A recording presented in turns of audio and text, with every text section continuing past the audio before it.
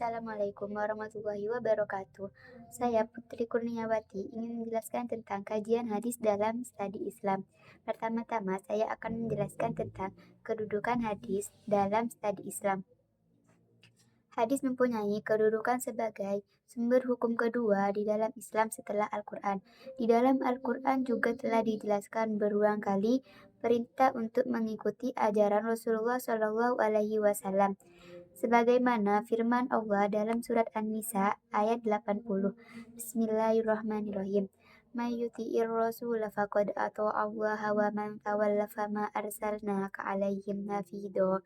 Artinya, barang siapa yang menaati Rasul itu, sesungguhnya ia telah menaati Allah. Dan barang siapa yang berpaling dari ketaatan itu, maka kami tidak mengutusmu untuk menjadi pemelihara bagi mereka. Inti dari ayat ini adalah penekanan pada pentingnya ketaatan kepada Rasulullah SAW sebagai bentuk ketaatan kepada Allah Subhanahu wa Ta'ala, serta penjelasan mengenai peran Rasulullah sebagai penyampai risalah, bukan sebagai pemelihara atau penanggung jawab atas pilihan individu untuk taat atau berpaling. Selain itu, Allah Subhanahu wa Ta'ala menekankan kembali dalam surat Al-Asr ayat 7. Bismillahirrahmanirrahim. Wa ma atakumur rasulu fakhuduhu wa ma tahakam anhu fantahu. Yang artinya, apa yang diperintahkan Rasul maka laksanakanlah, dan apa yang dilarang Rasul maka hentikanlah. Akan menerangkan tentang fungsi hadis. Hadis memiliki fungsi utama dalam studi Islam sebagai penegas, penjelas, dan penguat hukum-hukum serta hal-hal lain yang terdapat dalam Al-Quran. Para ulama sepakat bahwa setiap umat Islam wajib mengikuti perintah dalam hadis-hadis sahih dengan berpegang teguh kepada Al-Quran dan hadis. Hidup umat Islam dijamin tidak akan tersesat sebagaimana sabda Nabi Muhammad SAW. Aku telah tinggalkan pada kamu dua perkara. Kamu tidak akan sesat selama berpegang kepada keduanya, yaitu kitab Allah dan sunnah Rasulnya.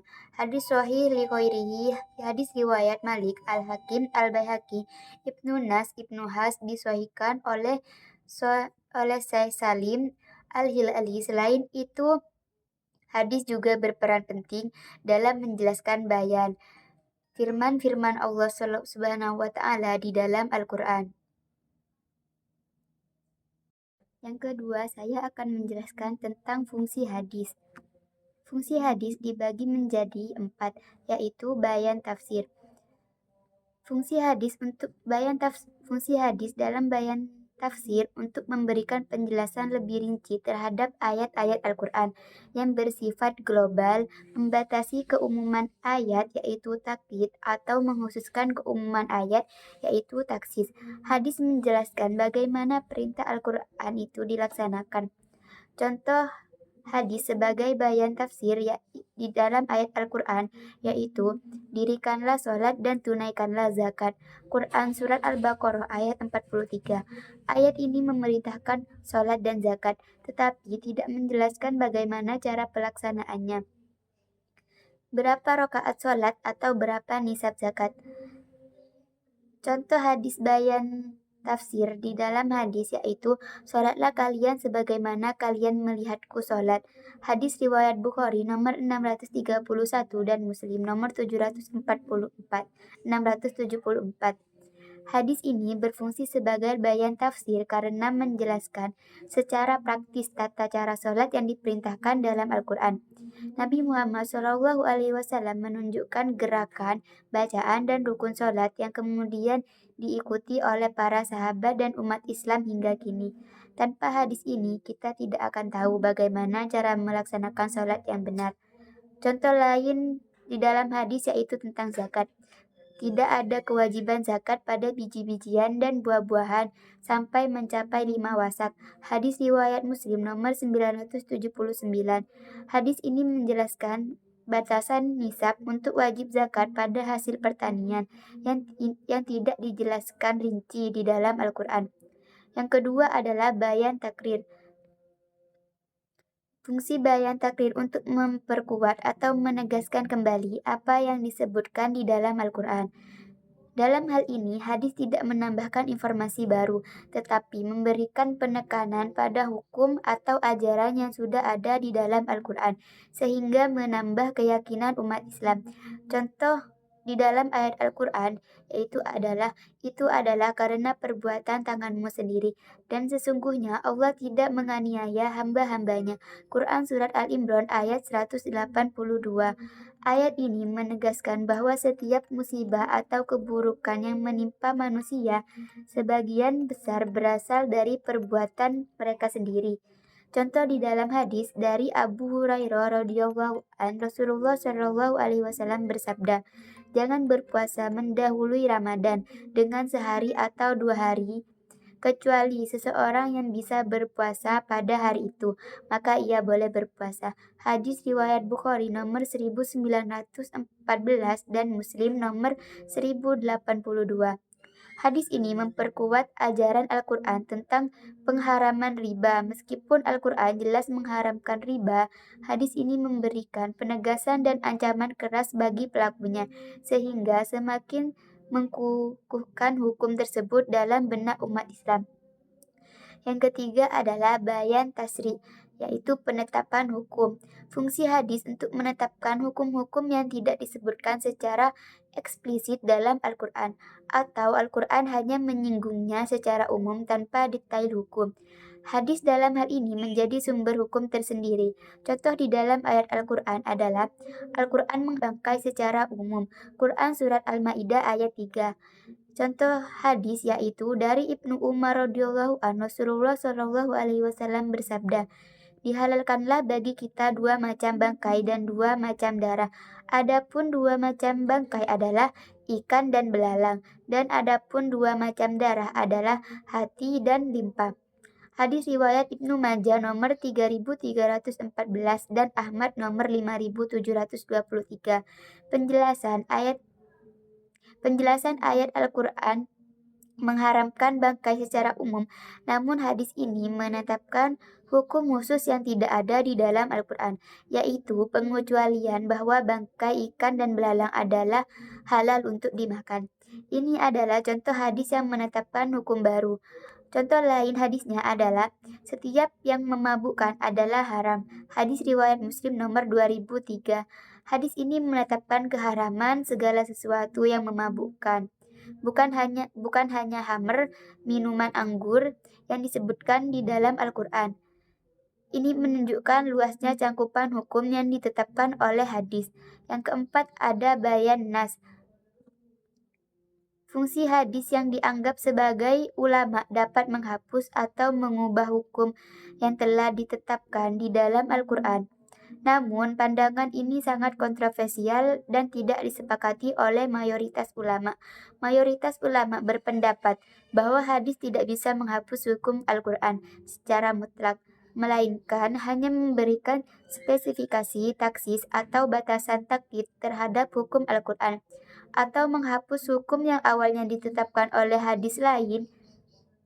Contohnya yaitu yang sering diperdebatkan di dalam ayat Al-Quran adalah diwajibkan atas kamu apabila seorang di antara kamu kedatangan tanda-tanda maut. Jika ia meninggalkan harta yang banyak, hendaklah ia membuat wasiat untuk ibu bapak dan qorib kerabatnya secara ma'ruf. Ini adalah kewajiban atas orang-orang yang bertakwa.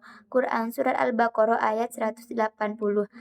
Ayat ini menjelaskan tentang mengindikasikan kewajiban berwasiat kepada orang tua dan kerabat yang berhak menerima warisan. Contohnya di dalam hadis yaitu tidak ada wasiat bagi ahli waris. Hadis riwayat Abu Daud nomor 2870. Tirmizi nomor 2112 dan Ibnu Majah nomor 2709. Hadis ini menjelaskan sebagian ulama berpendapat bahwa hadis ini menghapus kewajiban wasiat bagi ahli waris yang disebutkan dalam Al-Quran Surat Al-Baqarah ayat 180.